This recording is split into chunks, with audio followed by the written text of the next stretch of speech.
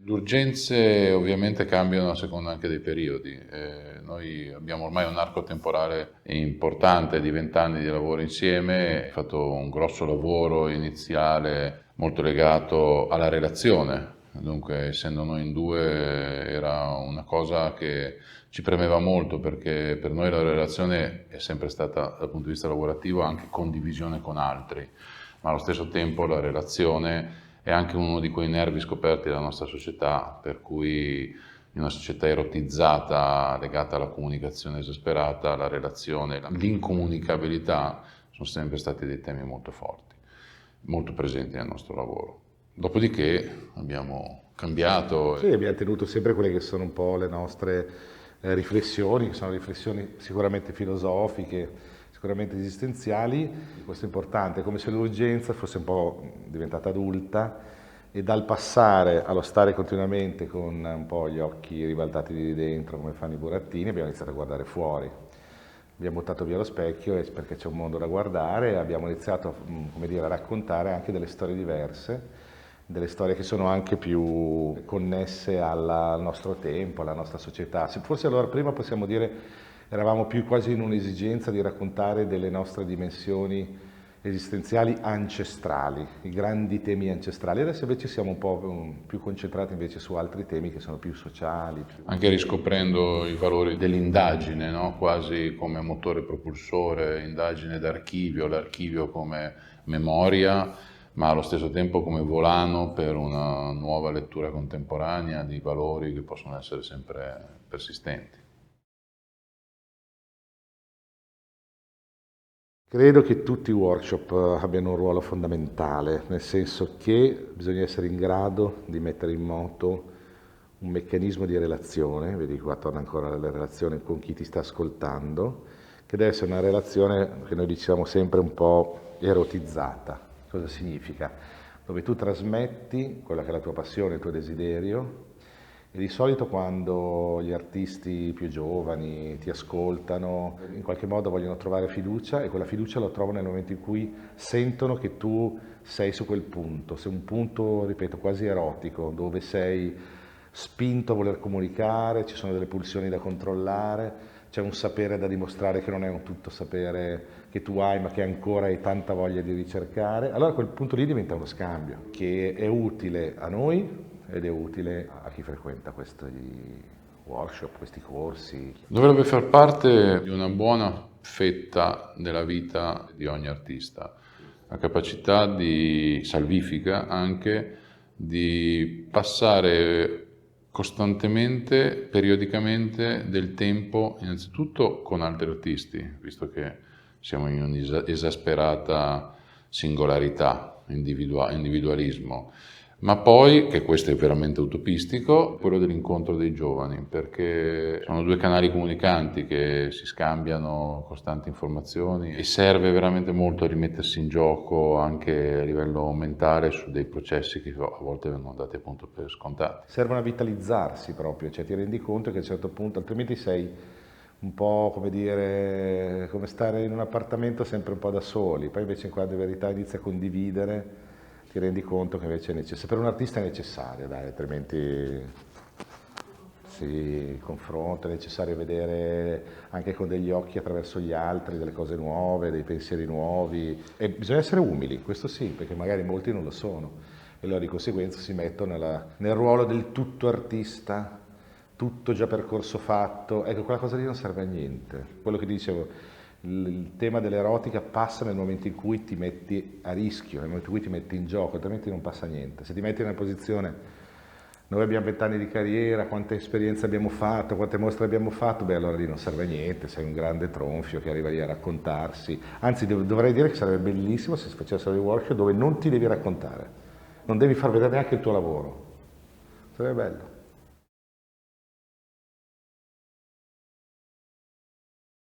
È un approccio anche questo molto interessante, dove ha in sé una matrice poco realizzabile ma molto auspicabile, nel senso che ad esempio noi, è vero che l'esperienza che sto riportando era all'interno di una biennale come manifesta, però abbiamo prodotto dei lavori con una comunità nel corso di un anno. E anche lì ti rendi conto, ritornando poi anche alla domanda precedente, di quanto sia salvifico di nuovo poter uscire, far respirare e respirare con dei progetti site specific all'interno di comunità il tuo modo di vedere le cose. E a volte hai dei suggerimenti e delle risposte da parte della comunità inaspettati, confortanti e anche stimolanti nel capire che in una società come la nostra italiana, che dà un'importanza marginale alla cultura, intesa come ricerca, invece c'è per le strade una reale fame, una reale voglia. Il concetto del site specific e di produrre dei lavori fuori dall'ambito istituzionale è una di quelle educazioni siberiane che dovrebbe essere imposta nel futuro. Sì, io aggiungo che non è molto difficile, perché chiaramente noi ad esempio facciamo tanti progetti anche fuori dai contesti esclusivamente dell'arte contemporanea, per questo siamo visti anche strani, perché comunque quando fai regie di lirica, quando fai video performance con dei musicisti, quando ti sposti sei un po' un battitore libero, nel senso che sei uno che alla fine questo mondo, che è il mondo dell'arte contemporanea, si spaventa molto, perché è come se tu non seguissi delle regole che purtroppo invece ci sono da tempo, dove è importante il contesto, stare nel contesto, ripetere il contesto. Ci sono tanti artisti che sono diventati molto sterili per questa maniera, perché sono stati sempre dietro queste regoline. Invece un artista deve avere la possibilità di rischiare, perché altrimenti se sta nella sua logica veramente del comfort, cioè, ma non è un artista, è un'altra roba, è uno che vuole stare in un sistema, utilizza la creatività per stare in quel sistema. Però sono scelte, dai, io direi che sono scelte, ogni artista fa una scelta. Noi siamo quelli che da sempre siamo così, ma ripeto, proprio nella nostra natura, e anche di fronte a dei contesti importanti, come abbiamo fatto biennali, piuttosto che... Noi poi abbiamo sempre cercato invece sfogo in altre realtà artistiche, miticciando tantissimo, portando la performance nella lirica, ma cioè, sono passaggi rischiosi, perché veramente non li capiscono, probabilmente non ti capisce. Nella trasversalità di un progetto così come il nostro, inizialmente pensavamo di avere riscontro dal punto di vista delle varie nicchie in cui lavoravi, no? Che esistessero dei ponti, no? Tra il teatro, il cinema, l'arte contemporanea e quant'altro. E invece questo manca molto. E invece è molto importante che questi ponti siano una sorta di responsabilità di cui lo spettatore se ne faccia carico, per cui lo spettatore è responsabile di sapere impollinare come un'ape e di avere una conoscenza più diffusa e più trasversale per poter capire anche determinati tipi di ricerche.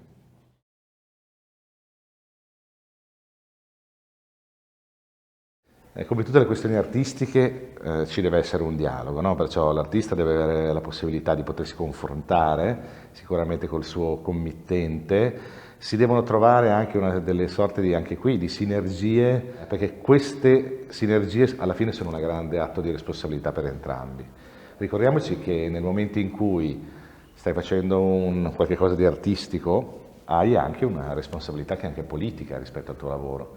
Perciò di conseguenza quando pensiamo, faccio un esempio stupido ma penso che c'entri, quando noi siamo entrati dentro l'Archivio di Stato di Palermo, che non è di certo un luogo che accoglie l'arte contemporanea, noi abbiamo dovuto, come dire, entrare anche con la nostra committenza a dialogare con delle istituzioni che non sono di competenza e abbiamo cercato di far capire quanto quel gesto artistico all'interno di un luogo deputato assolutamente non per l'arte contemporanea invece potesse essere una bomba esplosiva. Questa cosa è stata così, perché anzi lo scenario che prevedo nel futuro è uno scenario dove invece questa cosa accadrà sempre più spesso. Perché? Perché è un modo dove si avrà la possibilità di non solo coltivare il mito del museo, e attenzione, il mito del museo spaventa molti, perché molti vorrebbero provare un'esperienza, perciò non so come dire. Facciamo l'esempio banale, mi viene a dire, del Floating Piers, il progetto che era stato fatto con tutte le passerelle sul lago di Iseo da Christo. Quanta gente è andata a fare quell'esperienza? Era un'esperienza fondamentale, non voglio mettere giudizi, però quello che dico è che è stata fondamentale, la gente prendeva la macchina, l'avrebbe mai fatto per andare a vedere una mostra in un museo di arte contemporanea? Credo di no. ma quella cosa lì per esempio ha sicuramente stato un motore che ha agito nella curiosità di tantissime persone. Allora forse fare progetti in accordo con la committenza, fuori dai contesti prestabiliti che sono esattamente quelli, questo vantaggio te lo può dare, il fatto di poter in qualche modo allargare, cioè qui diventa importante per il futuro dell'arte contemporanea, perché si sono passati almeno 20 anni di trionfo dell'esclusivo, quando noi siamo 20 anni che parliamo del trionfo, speriamo, dell'inclusivo. L'arte contemporanea per 20 anni ha raccontato solo l'esclusivo e si è molto resa tronfia di questa cosa qui. E invece adesso, guarda, per la pandemia, per quello che sta succedendo, per il fatto che il mercato non sostiene, cosa fai? Cosa devi fare? A un certo punto devi tornare umilmente alla gente e devi riuscire a proporre qualche cosa che sia appunto inclusivo. È un dibattito da un po' di anni a questa parte ormai esistente anche sul fatto che sarebbe, anche lì dipende sempre appunto da questa inclusività nel condividere delle scelte, che un artista, non mi ricordo più da dove è nato questo dibattito, ma l'idea proprio che una figura artistica dovrebbe sempre esistere anche solo come semplice consulente o come semplice voce da ascoltare per scelte sia a livello di sostenibilità urbana, sia anche a livello di scelte a volte legate proprio a delle aziende, cioè avere proprio nei consigli di amministrazione ogni tanto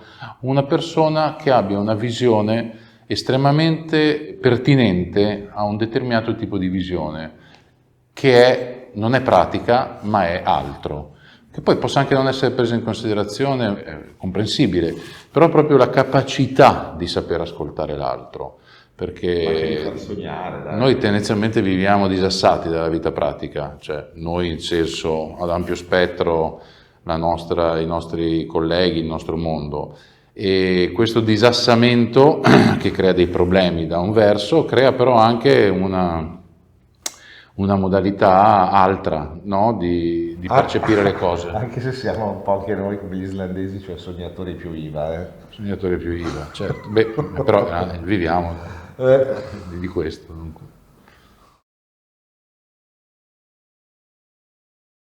Abbiamo avuto fin dall'inizio una bellissima sensazione perché abbiamo, dal loro portfolio fino a quando li abbiamo incontrati, abbiamo percepito che c'era, l'abbiamo detto dall'inizio, una sorta di temperatura in ognuno di loro artistica alta, un grado di attenzione alto, perciò questo è importante, e poi la voglia di farsi coinvolgere, perciò di conseguenza l'esperienza è assolutamente positiva. Da qui verrà fuori un lavoro molto contemporaneo, in verità, molto, da un lato potrebbe essere tragico ma anche divertente. Li abbiamo fatti lavorare con il video, diciamo che loro conoscono un po' i linguaggi video, ma non è che proprio la prima cosa nella loro ricerca. Secondo me qualcosa gli si è smosso, almeno già ieri dicevano, no?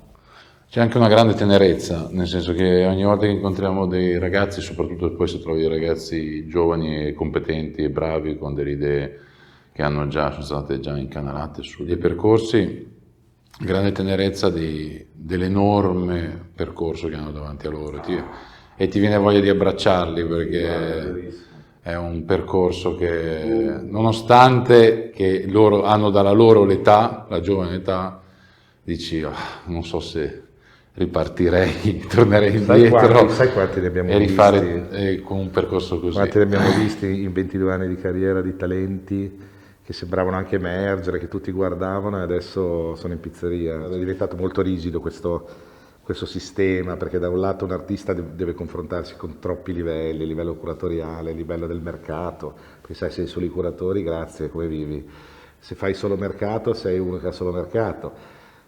Siamo sempre lì, è molto difficile, ci sono tanti, è un puzzle complesso, ma loro questo lo percepiscono perché già nelle accademie hanno avuto dei bravissimi artisti come insegnanti, loro questo discorso lo sanno, però poi viverlo sulla propria pelle è difficilissimo, no? Perché da quando esci da queste residenze, quando ti rendi conto che hai bisogno di guadagnare, di vedere che le tue impronte hanno lasciato qualche cosa, lì inizia il confronto duro e puro.